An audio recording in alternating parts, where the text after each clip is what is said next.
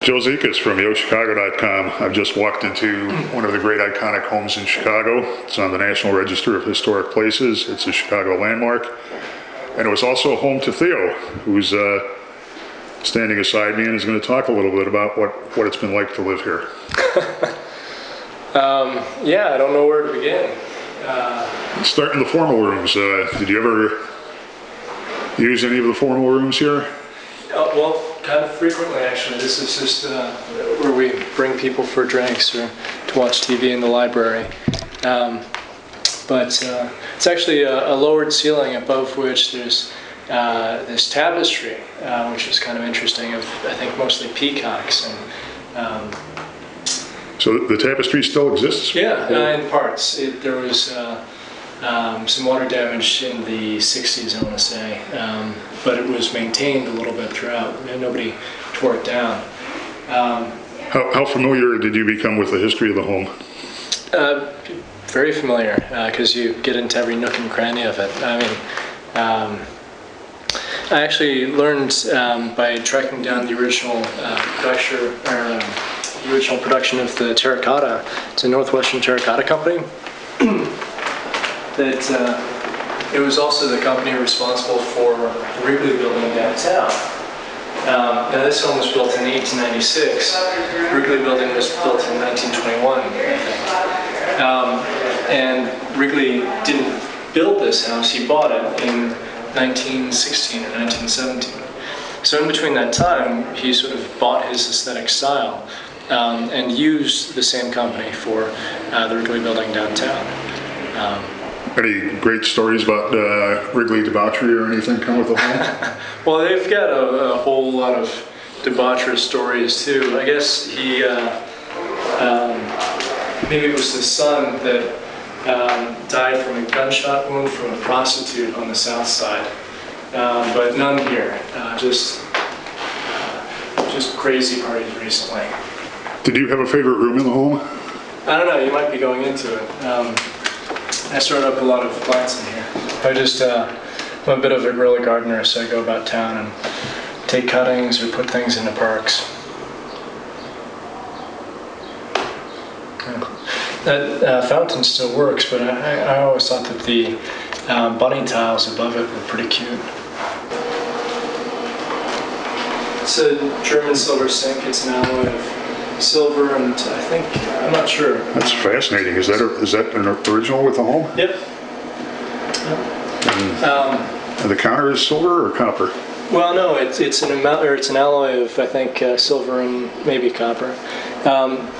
It was designed so that you don't chip china on it, so it's very forgiving. But you can also, which is really cool about this, you can also draw the water up to a certain height.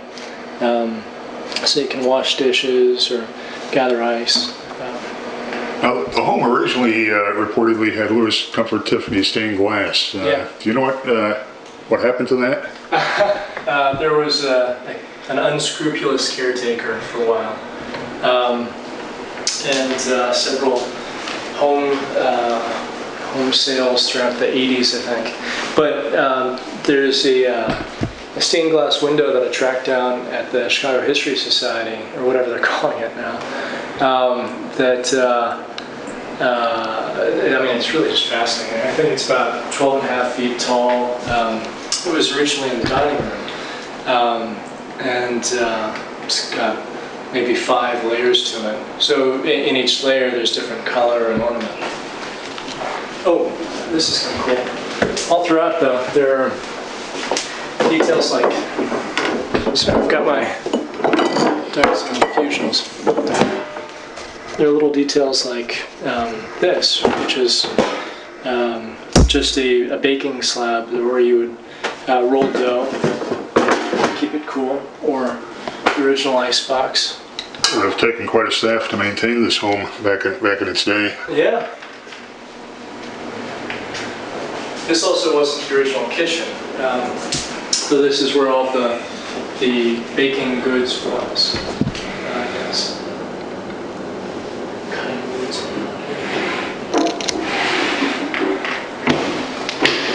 This would have been a A servant's stair, probably? Yeah, exactly.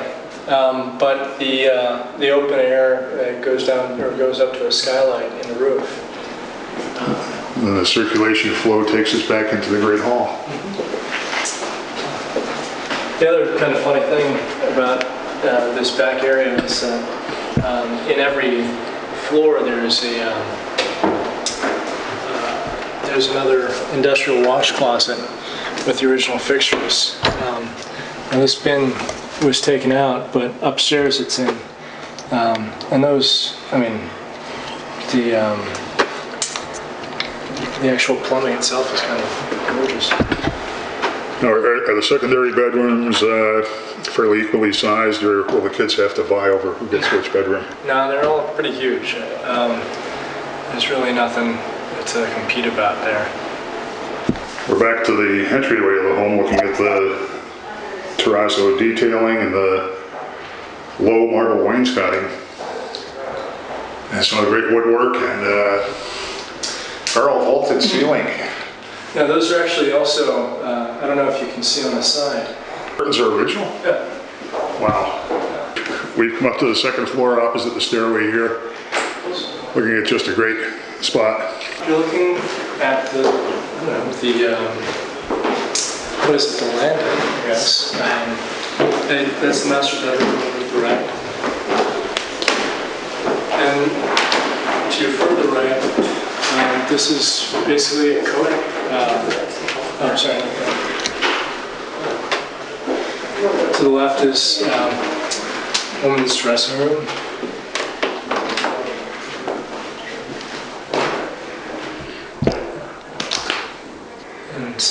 How did you learn the history of the home? Just living in it, just being here. I lived here for a few years alone, but this is all bird's eye maple. It's gorgeous. So, even the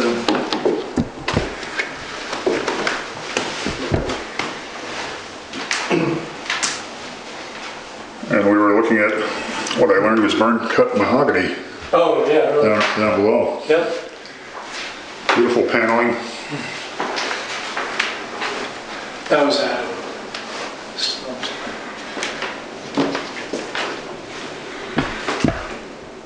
Do you know if any of these fixtures are original? They're all original. Yeah. They're all original. Yeah. Actually, the tub's my favorite, but the shower's kind of impressive in that. It's got these side showers, which for the time is kind of unheard of. I don't know if the lights, but That's actually amazing for the time. on both sides too. There's this steampunk movement today, and I always thought that they'd go crazy if they saw the shower. I think a lot of people will go crazy when they see this shower. So there was originally a dumbwaiter off of the landing, and it was converted for the central air. Rumor was that the Wrigleys never actually lived here, that they moved in for one night and Mrs. Wrigley hated it, and that staff lived here for 40 or 50 years after that. Well, no, what it actually is that they bought it, so it was bought in 1917, and then lived in through the 30s, but around, I think, 33, 34, there was the Charles Lindbergh baby kidnapping. That bedroom there is and there were actually a series of kidnappings around the time. It wasn't just one. So big houses like this became a target for people. They started moving into apartment buildings because they were protected. But it's also at the time that the elevator was invented, so you could move to upper levels of the apartment building and actually have a sense of exclusivity as opposed to plight of walking up there. Well, this is certainly a wonderful surprise, this room. Yeah. Sort of been a family gathering room, a family room.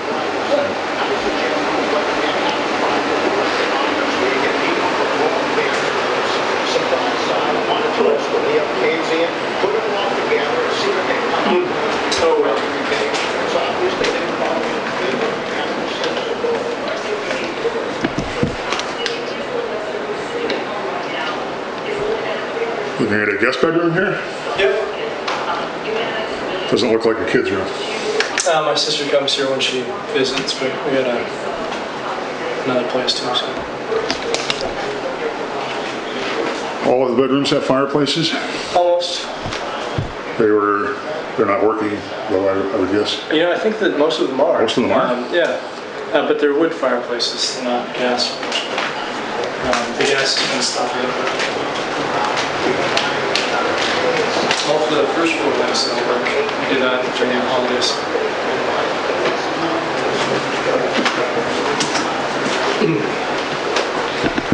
And what am I looking at on the grating over there? Is that a... You know, I'm not entirely sure, but I think that it's a coal furnace that was meant to basically heat up things. I'm not sure.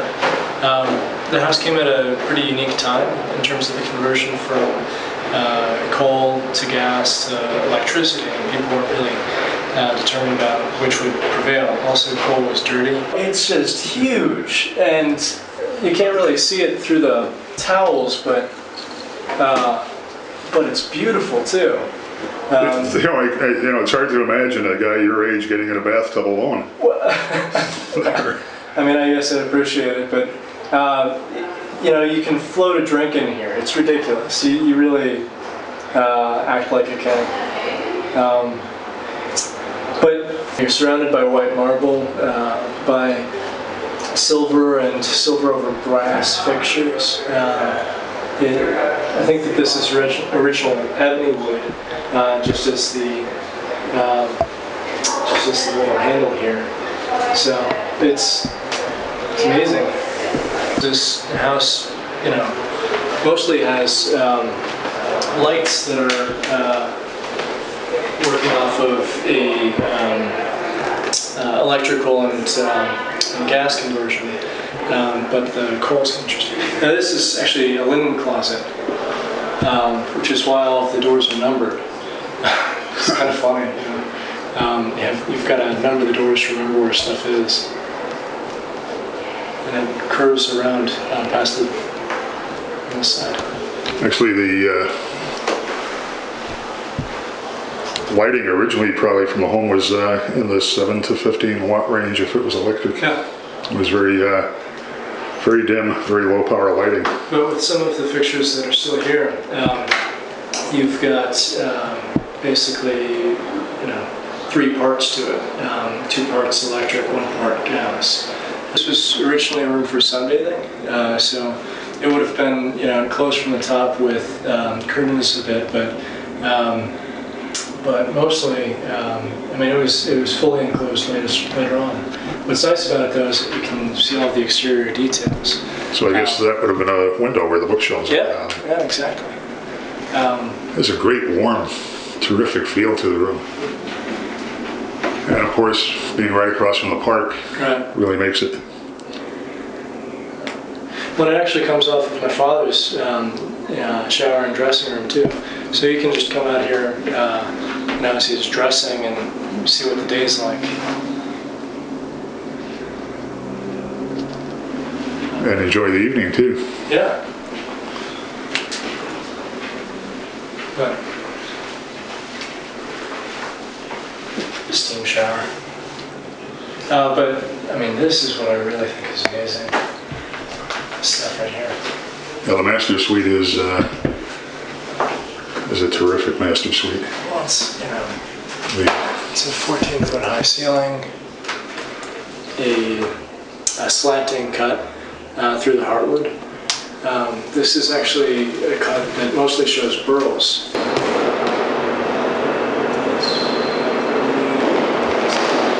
What's the size of this room? 42 by 39. It's built like an island. Yeah. Over 10 feet.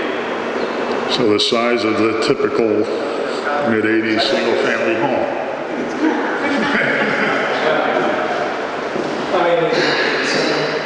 Over there.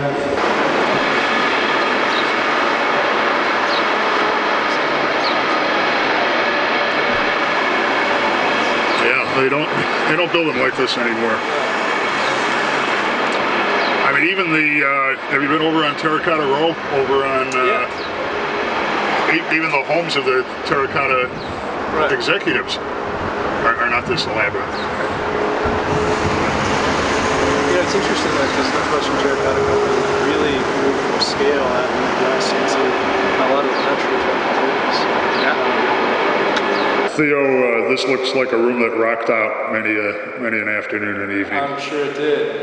It's actually an original movable platform that you can put in any corner of the room. Off to the right is a service kitchen for cocktails and little foodstuffs. But the floor itself is raised so that you wouldn't hurt yourself as you were dancing. It gives as you dance. And the ceiling's 14.5 feet up, so you're not going to sweat too much. It gets plenty of ventilation. You ever seen a Viennese waltz danced in here? It seems it's that kind of a room. I've done some dancing in here, yeah. Have you? Yeah, I learned how to dance when I was a kid. Teenagers must have loved this room.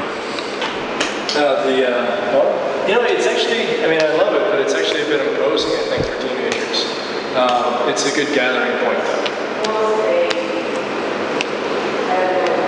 I think that other people should enjoy the party up here, too.